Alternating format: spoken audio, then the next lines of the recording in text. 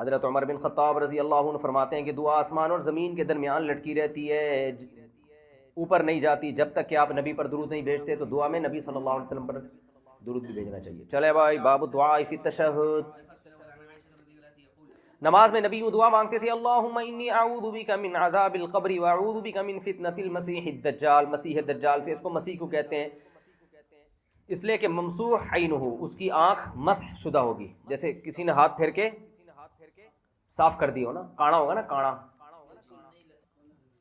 یا بعض نے کہا کہ یہ سیح فی الارض سے ہے، یعنی زمین میں چلے پھرے گا بہت، پوری دنیا میں جائے گا نا فتنہ پھیلانے کے لیے۔ چلیں، میں زندگی اور موت کے فتنوں سے تیری پناہ مانگتا ہوں، اعوذ بک من المأثم، گناہ سے پناہ مانگتا ہوں، ومن المغرم، اور غرم کہتے ہیں کوئی چیز تاوان پڑ جائے، چٹھی پڑ جانا نہیں ہوتے، ان عذابہا کان غراما، قرآن میں آتا ہے عذاب چمڑ جائے گا ان سے، تو اس سے مراد ہے قرض، کیونکہ وہ انسان کو چمڑ جاتا ہے، تبھی لوگ قرضہ لے کے مارکیٹ سے شارٹ ہو جاتے ہیں، کیونکہ پتہ ہے جس سے قرضہ لیا وہ چھوڑے گا نہیں اب۔ نبی قرض سے بھی پناہ مانگتے تھے۔ فقال له قائل، ایک شخص نے عرض کیا، ما اکثر ما تستعیذ من المغرم، یا رسول اللہ کتنا زیادہ آپ قرض سے پناہ مانگتے ہیں، اس کی وجہ کیا ہے؟ مخروض بننے سے پناہ۔ فرمایا ان الرجل اذا غرم حدث فكذب، اذا غرم، جب کوئی شخص مخروض ہوتا ہے تو جب بات کرتا ہے جھوٹ بولتا ہے، اور وعدہ کرتا ہے اس کی خلاف ورزی کرتا ہے، تو قرض لینے کو پسند نہیں کیا گیا، سمجھتے ہو؟ اور بات بات پہ آج لوگ تو سوچو، جب قرض لینے کو پسند نہیں کیا گیا تو بھیک مانگنے کو کتنا ناپسند کیا گیا ہوگا۔ بہرحال قرض لینا جائز ہے، نبی سے ثابت بھی ہے، لیکن پسندیدہ کام نہیں ہے، اور یہی ہوتا ہے نتیجہ، جب زیادہ قرض لینے کا عادی بن جاتا ہے انسان تو جھوٹ بھی بولتا ہے۔ جھوٹ کیا بولے گا، میرے پاس ہے نہیں پیسے، حالانکہ پیسے ہوتے ہیں، دوسرے اور 10 کام نکالے ہوئے ہوتے ہیں اس نے، اور وعدہ خلافی بھی کرے گا، کل لے آؤں گا، پرسوں لے آؤں گا، یہ کہ میرا بچہ بیمار ہے، میرے ماموں کا یہ ہو گیا، میرے چاچو کا یہ ہو گیا۔ چلیں،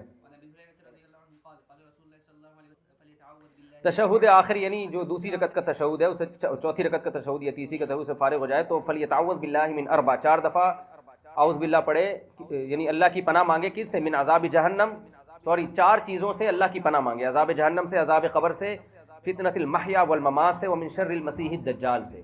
تو یہ تشہد کے بعد ہم تو رب اجعلنی مقیم الصلاۃ اکثر پڑھتے ہیں نا، تو یہ دعا بھی پڑھنی چاہیے، کبھی یہ پڑھ لیں، کبھی وہ پڑھ لیں۔ یوں دعا مانگے، اللہم انی اعوذ بک من عذاب جہنم ومن عذاب القبر ومن فتنۃ المحیا والممات ومن شر المسیح الدجال، یہ دعا پڑھنی چاہیے درود کے بعد تشہد میں۔ چلے، کیا؟ زندگی اور موت کا فتنہ، زندگی میں بھی فتنے ہوتے ہیں، موت کے وقت بھی فتنے ہوتے ہیں، تو دونوں سے پناہ مانگنی چاہیے۔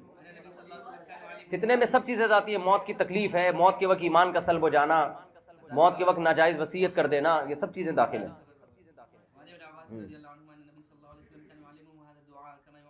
عبداللہ ابن عباس فرماتے ہیں نبی صلی اللہ علیہ وسلم ہمیں یہ دعا ایسے سکھایا کرتے جیسے قرآن کی صورت، یوں فرماتے تھے، یوں دعا مانگا کرو، اللہم انی اعوذ بک من عذاب جہنم واعوذ بک من عذاب القبر واعوذ بک من فتنۃ المسیح الدجال واعوذ بک من فتنۃ المحیا والممات، رواہ مسلم، روایت کیا اس کو ایک مسلمان نے۔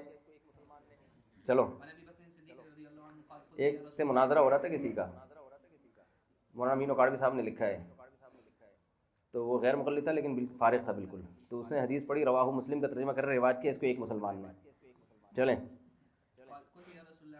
ابو بکر صدیق نے رضی اللہ عنہ نے نبی سے پوچھا، یا رسول اللہ مجھے بتائیں کہ میں نماز میں کون سی دعا مانگوں، تو آپ نے فرمایا یہ دعا مانگو، یہ بھی ثابت ہے، متفق علیہ حدیث ہے، یہ بھی مانگنی چاہیے، کبھی یہ کبھی وہ، کبھی ساری مانگ لو۔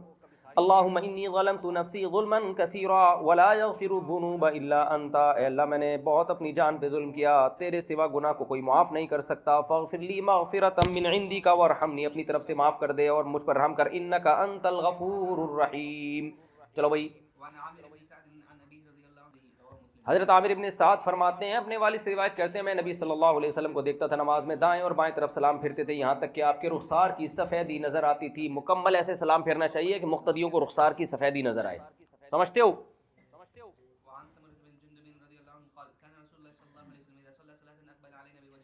سمورہ ابن جندب فرماتے ہیں نبی صلی اللہ علیہ وسلم جب نماز پڑھتے تو ہماری طرف رخ کر کے بیٹھتے، آپ کا معمول تھا نماز کے بعد مقتدیوں کی طرف رخ کر کے بیٹھنا۔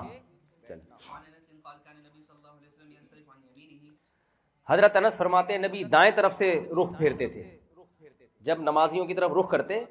احناف کے ہاں اس سے فجر اور عصر کی نماز مراد ہے، کیونکہ دوسری حدیث میں ثابت ہوتا ہے کہ نبی اللہم انت السلام کے بقدر بیٹھ کر فوراً کھڑے ہو جایا کرتے تھے، سمجھتے ہو؟ تو اس سے پتہ چلتا ہے جن نمازوں کے بعد سنت موقت ہے اس میں نہیں ایسا ہوگا، اور جن میں سنت نہیں ہے اس میں ایسا ہوگا. چلیں، اور بعض علماء کہتے ہیں نہیں 5 نمازوں میں ہوگا. چلیں. عبداللہ بن مسعود فرماتے ہیں تم میں سے کوئی شخص شیطان کے لیے نماز میں حصہ نہ بنائے. اور کیسے حصہ نہ بنائے؟ یہ سمجھے کہ اس پر لازم ہے کہ وہ دائیں طرف سے ہی رخ پھیرے گا، کیونکہ میں نے نبی کو بہت دفعہ بائیں طرف سے بھی دیکھا ہے رخ پھیرتے ہوئے. متفق علیہ حدیث. عبداللہ بن مسعود چونکہ بہت بڑے فقیہ تھے نا، تو انہوں نے نبی صلی اللہ علیہ وسلم کی ایک ایک حرکت کو نوٹ کیا ہے، ایک ایک حرکت کو. تو اس میں وہ کہہ رہے ہیں کہ ہمیشہ دائیں طرف سے نہیں بلکہ کبھی کبھار بائیں طرف سے بھی. تو کیا مطلب؟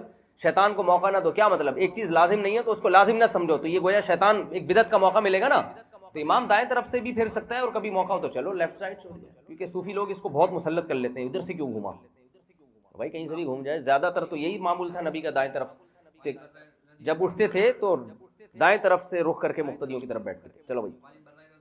حضرت برا رضی اللہ عنہ فرماتے ہیں ہم جب نبی کے پیچھے نماز پڑھتے تو ہم چاہتے تھے کہ صف میں دائیں طرف ہم کھڑے ہوں، کیونکہ نبی پھر ہماری طرف سے رخ کر کے بیٹھتے تھے. کتنی زیادہ محبت تھی. اور حالانکہ صبح و شام نبی کی زیارت کرتے تھے، لیکن ان کو یہ خواہش ہوتی تھی ہم صف میں دائیں طرف ہوں گے کہ تو نبی جو ہے نا اس طرف سے رخ کر کے مقتدیوں کی طرف بیٹھیں گے تو ہم نبی کے چہرے کو بھرپور طریقے سے دیکھ لیں گے. چلو. ام سلمہ رضی اللہ عنہ فرماتی ہے نبی صلی اللہ علیہ وسلم کے دور میں خواتین جب نماز سے فارغ ہوتیں تو کھڑی ہو جاتیں اور نبی بیٹھے رہتے، اور جو بھی مرد آپ کے ساتھ نماز پڑھتے وہ بیٹھے رہتے. جب نبی کھڑے ہوتے تو پھر مرد کھڑے ہو جاتے. یعنی پردے کی وجہ سے ایسا ہوتا تھا کہ پہلے خواتین کو وہ پوری صف خالی ہو جاتی، وہ اپنے گھروں کو چلی جاتی، تو راستہ میں اختلاط نہیں ہوتا مرد اور عورت کا، اس لیے نبی انتظار کرتے. سمجھتے ہو؟ چلو بھائی. الفصل الثانی. حضرت معاذ بن جبل فرماتے ہیں کہ نبی صلی اللہ علیہ وسلم نے میرا ہاتھ پکڑا اور فرمایا انی لاحبک یا معاذ، اے معاذ میں تجھ سے محبت کرتا ہوں. فقلت وانا احبک، میں نے عرض کیا یا رسول اللہ میں بھی آپ سے محبت کرتا ہوں. قال فلا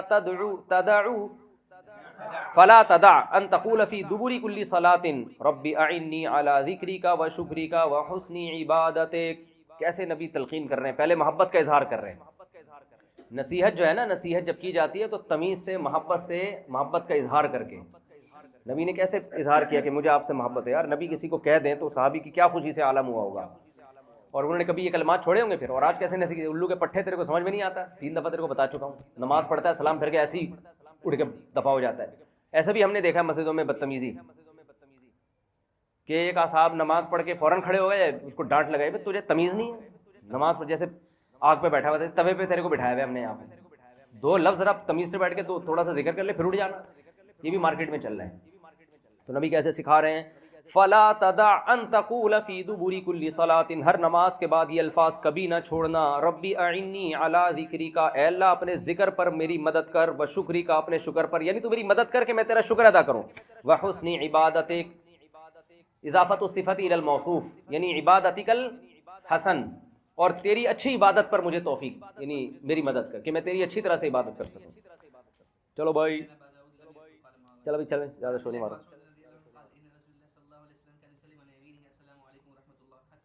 عبداللہ ابن مسعود رضی اللہ عنہ فرماتے ہیں نبی صلی اللہ علیہ وسلم دائیں طرف سلام پھیرتے اور فرماتے السلام علیکم ورحمۃ اللہ حتی یری بیاض خدہ الایمن. دائیں رخسار کی سفیدی نظر آتی، اور بائیں طرف سلام پھیرتے تو بھی یہی الفاظ کہتے، یہاں تک کہ بائیں رخسار کی سفیدی نظر آتی. ہمارے نبی کا رنگ صاف تھا، سمجھتے ہو؟ تبھی صحابہ کہتے ہیں سفیدی نظر آتی. دعا میں جب آپ بہت زیادہ تضرع کرتے، ہاتھ ایسے اٹھا لیتے ہو، تو صحابی کہتے ہیں بغلوں کی سفیدی نظر آتی. آپ لوگ یہ حرکت کبھی قمیض اتار کے نہ کرنا، کیونکہ ہمیں پتہ ہے کیا نظر آئے گا بغلوں میں. بغلوں میں کھٹمل اور جوئیں کبڈی کھیلتے ہوئے نظر آئیں گے.